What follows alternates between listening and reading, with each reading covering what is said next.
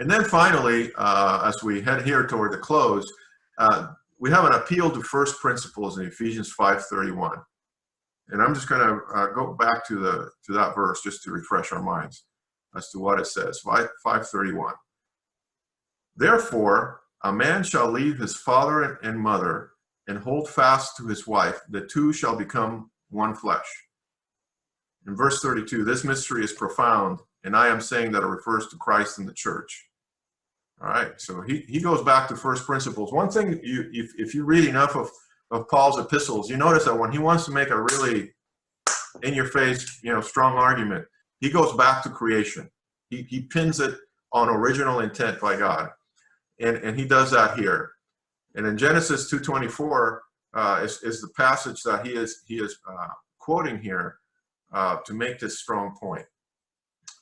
And then, interestingly, in the other very tough lesson that I taught years ago in your class on divorce and marriage, Christ does the same thing when he's asked about divorce. Have you not read that he who created them from the beginning made them male and female and said, therefore a man shall leave his father and his mother and hold fast to his wife, and the two shall become one flesh.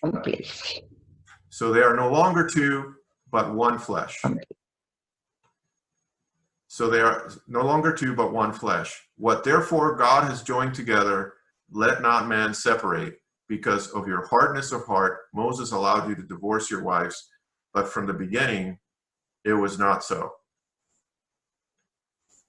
So the verse he chooses does not talk about who is top dog or who is in charge.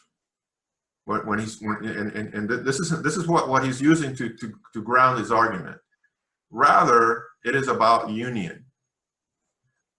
And this fits with the epistle's overall context of union in Christ and in his body. And I kind of wanted to walk you through that, to see how this argument that Paul is making here is kind of along that train of thought of union and unity in Christ.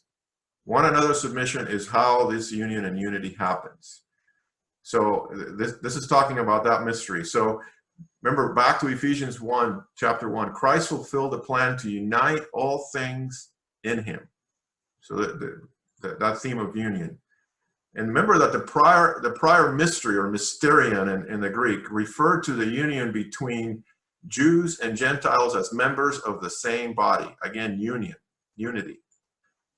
And then in Ephesians 4:3, he talks about this body of believers is called to maintain the unity of the Spirit. And then, eventually we end up with being filled with the Spirit. Submit to one another. And now Paul equates the union of husband and wife with that of Christ and the church. He says the two are in the same category, and Paul calls this a profound mega, which is great in other translations, mystery. This is a great mystery. So I kind of wanted to ask a question as we close today. Have we made this passage about the wrong thing? And maybe that's why we keep arguing with one another.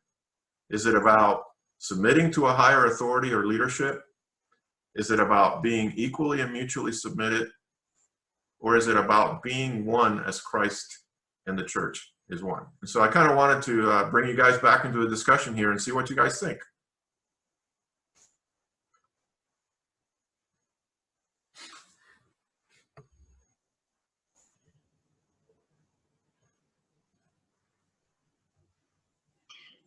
Hi, this is Jeannie. Can you hear me? Yes. Yeah, I rather think it's some of all three.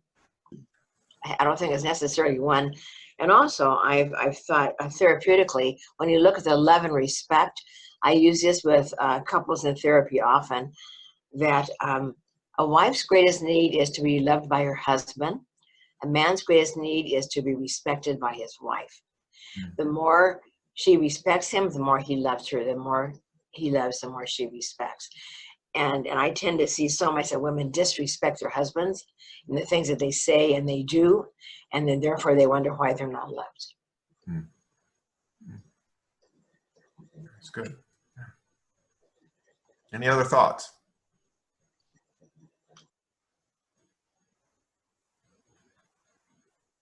Ed, I'll chime a little something in. I agree with Jeannie on this. I think it is a little bit about all three, because the reality of life, just like you said in Genesis 3, this is the reality of our fallen world, that we have this competition and strife between us. But I think the reality of the life of the woman that Paul's writing to was that the husband was her head. He doesn't say he should be the head. He said he simply is the head.